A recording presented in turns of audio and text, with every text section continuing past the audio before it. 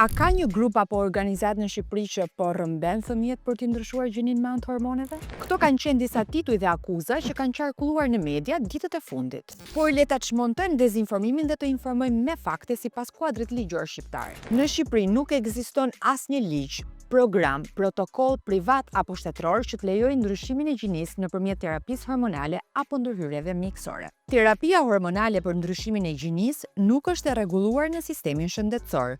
Kjo do të thotë se zyrtarisht nuk ofrohet si shërbim as për të rritur, e aq më pak për fëmijë. Citizens ka trajtuar me anë të artikujve mungesën e terapisë hormonale si një sfidë financiare, por edhe emocionale për shumë anëtar të komunitetit LGBT. Këta të fundit, për shkak të mungesës së protokollit mjekësor, janë të detyruar të largohen jashtë vendit për të kryer terapinë, duke mos rrezikuar shëndetin e tyre fizik, por edhe mendor. Ky debat nuk është i ri. Çështjet e orientimit seksual, identitetit gjinor dhe mos diskriminimit janë trajtuar në ligjin shqiptar që prej vitit 2010, me ligjin numër 10221 për mbrojtjen nga diskriminimi. Pra këto koncepte nuk janë risi e frikshme pasi kanë qenë pjesë e ligjit prej më shumë se 14 vite. Shumë njerëz janë shqetësuar sepse me kalimin e projektligjit për barazinë gjinore, çështjet LGBT do të mësohen në shkolla. Por ky nuk është ligj për arsimin dhe nuk ndryshon kurrikulat mësimore. I vetmi detyrim për institucionet publike është përdorimi i gjuhës gjithëpërfshirëse, si dhe zbatimi i parimit të mos diskriminimit, një standard që ekziston edhe në ligjin për mbrojtje nga diskriminimi.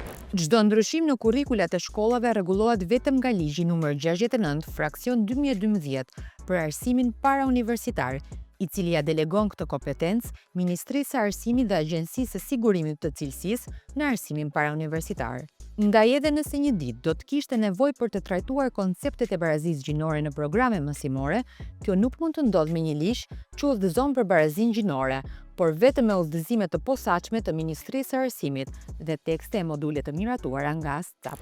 Edukimi gjinor në kuptimin që përdoret në projektligj ka të bëjë me parandalimin e stereotipeve, me garantimin e të drejtave të barabarta midis vajzave dhe djemve dhe jo me ndryshimin e gjinisë, jo me terapi hormonale dhe jo me procedura mjekësore. Këto pretendime janë pjesë e një narrative të sajuar që shpesh shfaqen sa herë diskutohet një ligj që prek të drejtat e njerëzit.